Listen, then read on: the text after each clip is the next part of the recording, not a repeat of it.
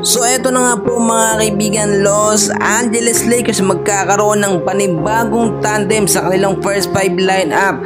Angelo Russell at Jaxson Hayes pagsasabayin sa first 5 lineup.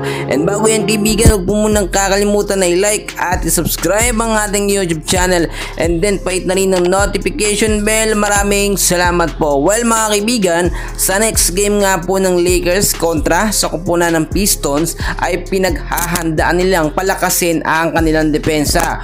Well, alam naman natin na si Jaxson Hayes lamang ang legit na sentro nito nga pong Los Angeles Lakers. Etong si Kyler Kelly ay na-wave na nga po at hindi na makakapaglaro sa Lakers. Eto namang si Christian Coloco, as of now, pinaglaro muna sa G-League mga kaibigan bago sumabak dito nga po sa Lakers sa regular season para mas matrin siya at mas mahasa pa mga kaibigan dahil nga sa kanyang tinamong injury.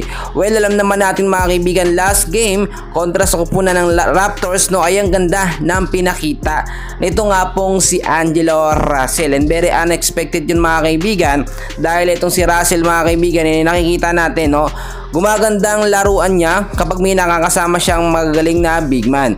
Ang tinutukoy natin dyan mga kaibigan ay eto nga pong si Jaxson Hayes. Maituturing din natin na big man or sentro din naman naglalaro. Eto nga pong si Anthony Davis, which is fit na fit din silang magkasama sa loob. Ang sinasabi natin dito mga kaibigan ay madalas ginagamit itong si Jaxson Hayes bago pa matapos ang first quarter ng game or sa early po ng second quarter nakakapaglaro itong si Jaxson Hayes, pero with a limited time lamang. Para kasi kay JJ Redick mga kaibigan, the best pa rin ang kanyang first 5 lineup na ginagamit which is nakailang sunod na napanalo dito sa regular season. Nakita naman natin si Angelo Russell, si Rui Hachimura, si Austin Reeves, si Anthony Davis at si LeBron James, and so far yan yung mga star player na hinahangaan at sinasandalan ng Los Angeles Lakers at ni JJ Redick. Maraming humahanga mga kaibigan dito kay Redick mga kaibigan dahil nga po sa kabila ng pambabash sa kanyang ginawang first 5 lineup, which is mahina nga daw ang sinasabi pa ng ilan nasan daw yung ibang mga player.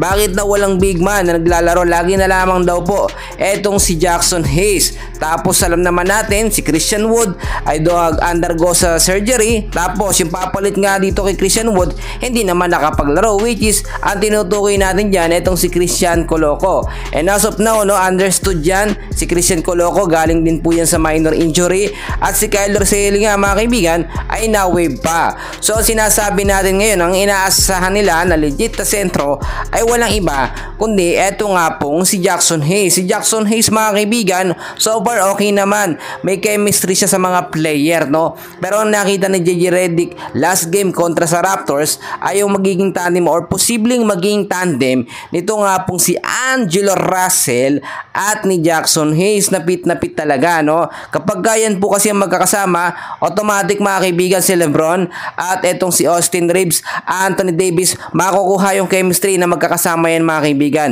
Nakita at napansin na po natin yan ng ilang beses. So sa next game mga kaibigan, malaki ang assurance na manalo ang Lakers dahil hindi naman kalakasan ang pisto na kanilang makakalaban. So yun lang mga update natin mga kaibigan. Abangan natin meron tayong magiging big update sa Lakers dahil nga po kinukulang sila ngayon sa sentro, ay posibleng kumuha sila ng another big man para ngayong season. So yun lang ang mga update, and please huwag kalimutan na i-like at i-subscribe ang ating YouTube channel. Maraming salamat po.